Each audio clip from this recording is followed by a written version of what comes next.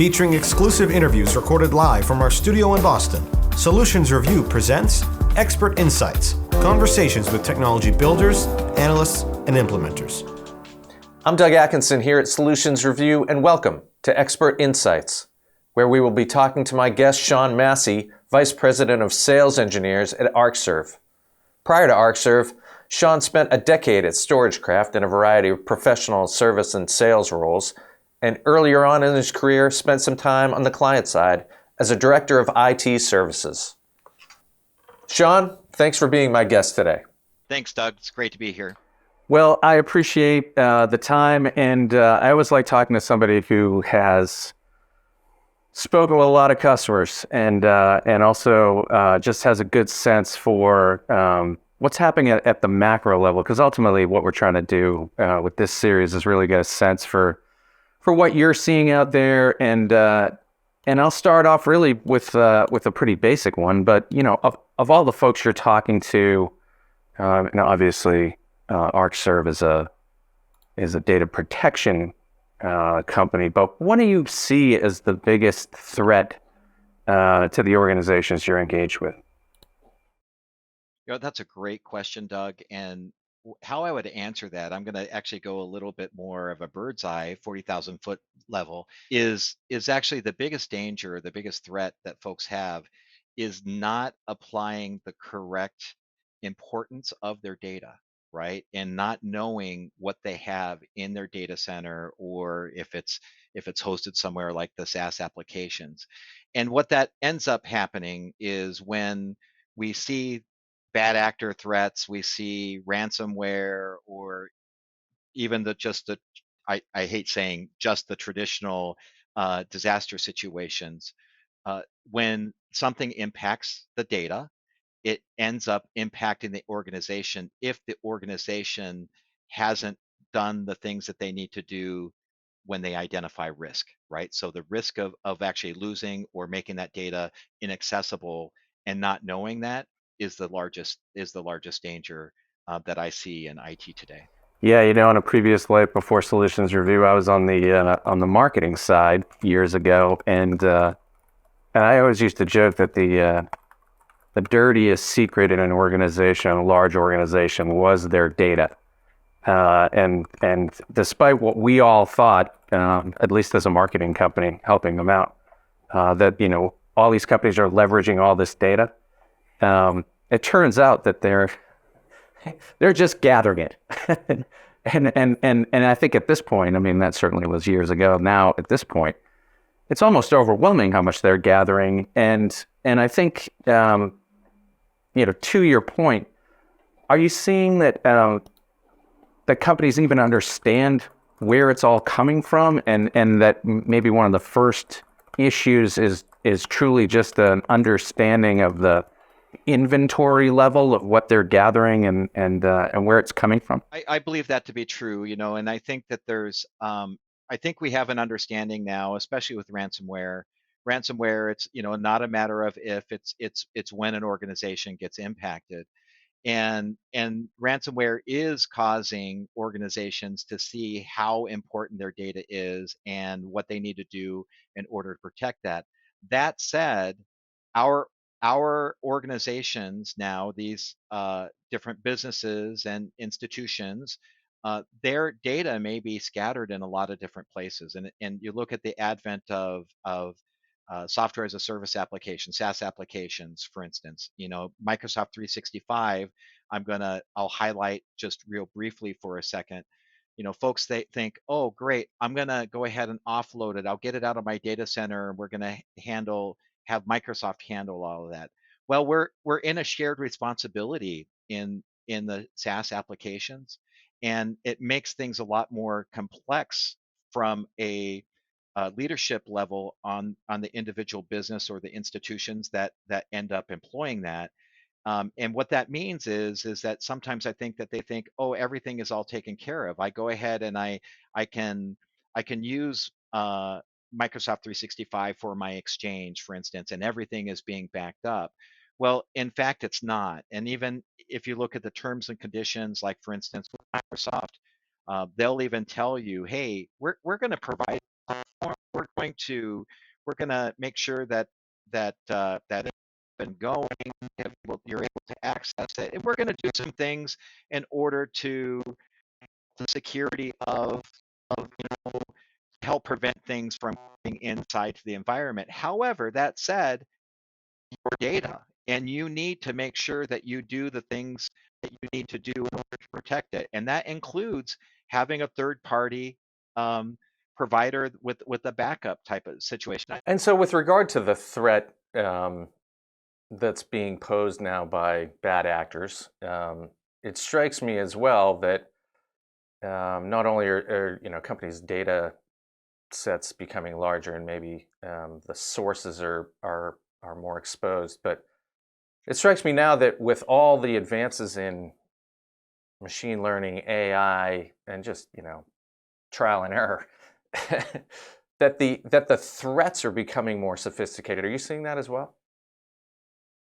I mean, no doubt. And there's a couple things actually I'd like to unpack from your question there. Data is we're in an exponential data growth mode, right? And we're seeing that our analysts tell us that 90% of the world's data that we currently have was created in the last couple of years. And when you think about that, that's just Yeah. it's all of the unstructured data pieces. It's video, it's audio. Now, of course, it's your Word, Excel, PowerPoint, and Google Sheets and all of that good stuff too. But it's all of this unstructured data that happens that is having the exponential growth that's out there. And then, when you look at, you have that data, and then you need to make sure you're protecting it. And then the bad actors come in, and the bad actors are getting very sophisticated. Maybe 5, 6, 7, 8 years ago, we had ransomware, but in that era, most of the ransomware infections, the ransomware bad actors were throwing out just a wide net. And by the way, they still do that today, where it's phishing, not the phishing the pH. It's the phishing emails that try to trick you into opening up an attachment or go to a website that is corrupt. They're trying to do that in order to release it, and then hey, when people get infected, then they just kind of deal with that as an opportunity. Now we're seeing organizations being targeted by ransomware folks, right? They are being called out and they're targeted. And this often we're seeing this in some of the manufacturing, education, government, and medical verticals, right? As we're doing that. And then what they're actually doing is they find a way in, and they spend their time, researching and seeing where all the resources are at on the network, and they might compromise a user's credentials or two, in order to do that, and they wait for the most opportune time for them to start their attack, right? So it is sophisticated. Often now we're seeing bad actors that actually are present on a network to be able to do that, and in some cases I was aware of a hospital system in Canada. This was a couple years ago. They were hit by ransomware.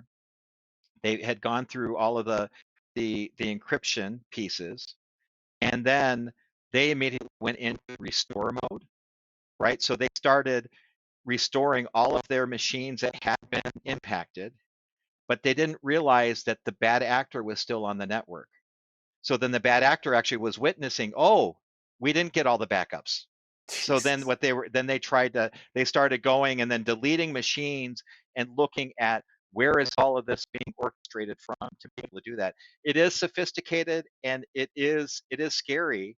And if it's not keeping people up at night, it should be, right? Because we need to make sure that we are designing our systems in a way to be more resilient when something happens. It's not about data protection. Of course, you need to protect your data, but it's also about being resilient when something happens, that you're able, it's like that rubber band. If it gets stretched out, you let it go, it comes back into place.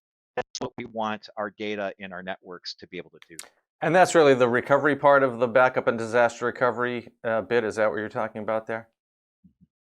Absolutely. And the two do go hand in hand. And we've actually we cover backup and disaster recovery internally connected. But I think some people think of it as different. It is different. It is different.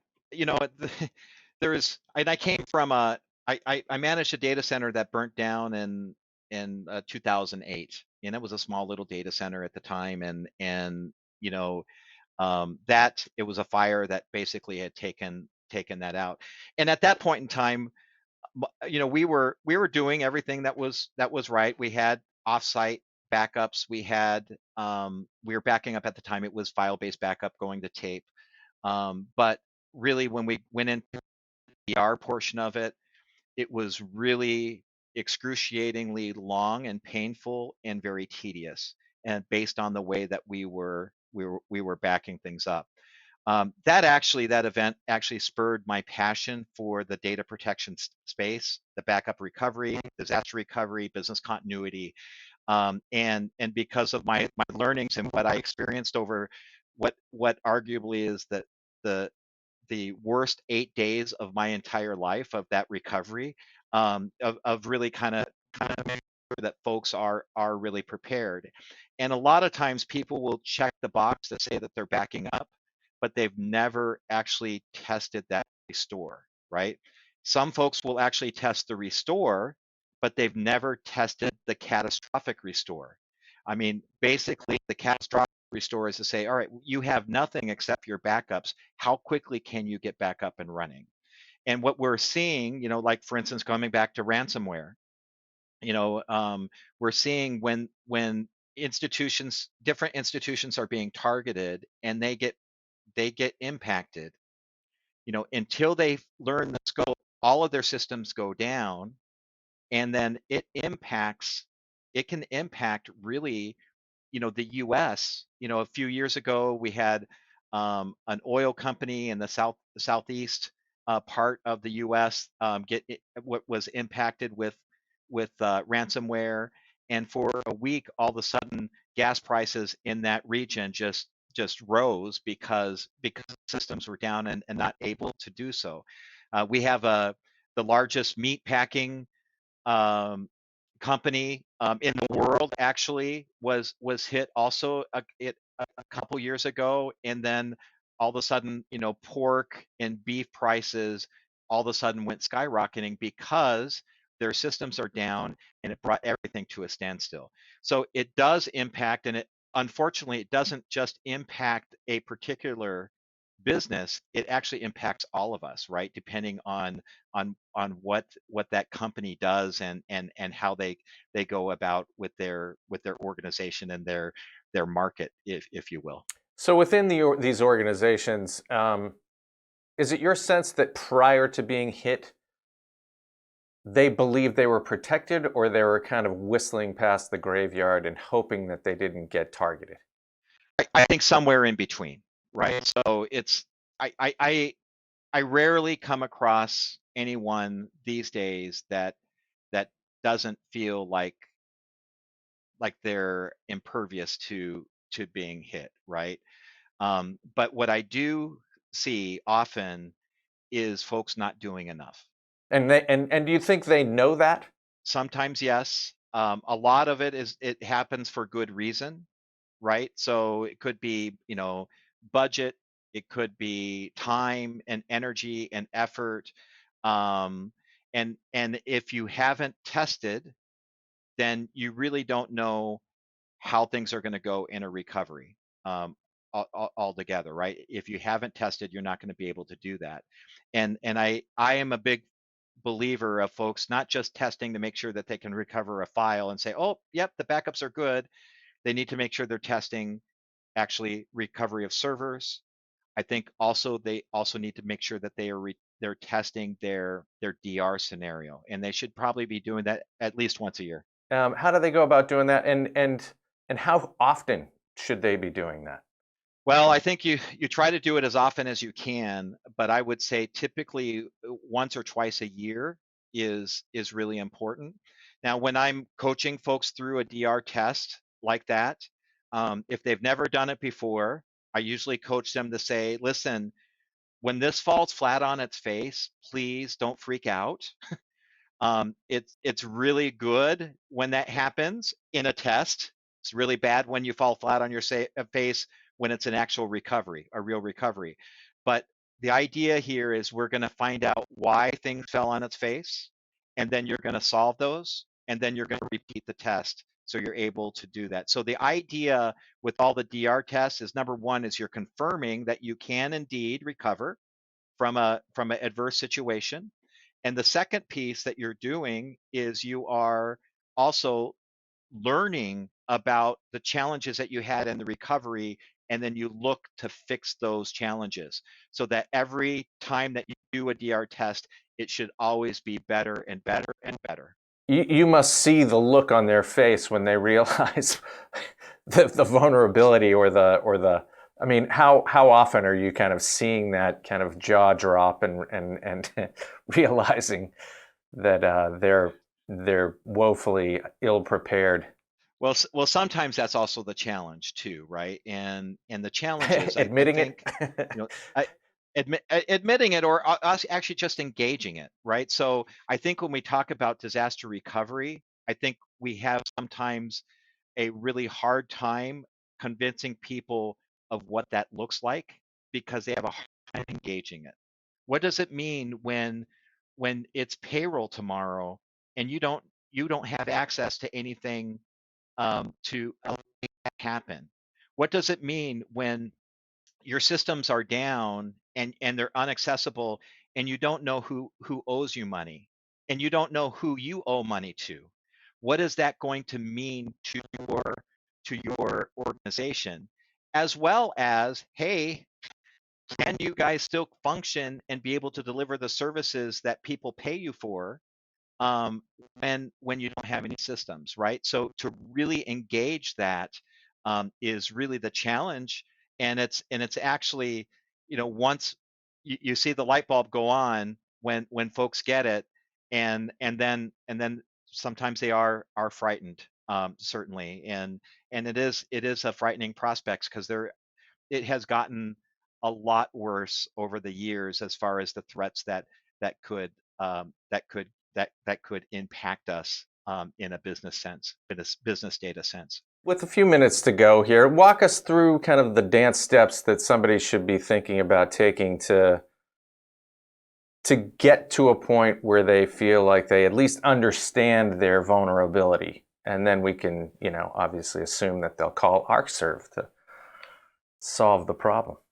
Doug, it really comes down to, number one, is just knowing the worth of what your data is. I mean, that's got to be number one. And I think sometimes folks don't, especially leadership folks, are leadership of companies, that they especially the smaller SMB space, in particular, that they're trusting their IT staff, or they're trusting their solution provider to do everything that they're doing. And I think what they need to do is they need to ask the difficult questions.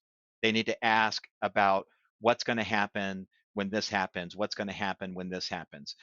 And in terms of kind of relying in the organization, I mean, I think what you said is kind of interesting. This is really not necessarily should be left up to the folks that are kind of at the front line. Ultimately, it should probably be a little higher up the organization, at the executive level. There should be a conversation probably that says, hey, you know what, we may want to put a little bit more resource against our resiliency. Absolutely. To have data resilience, right? To be able to come back to, hey, maybe it's ransomware that encrypts things, and maybe you're using immutable storage.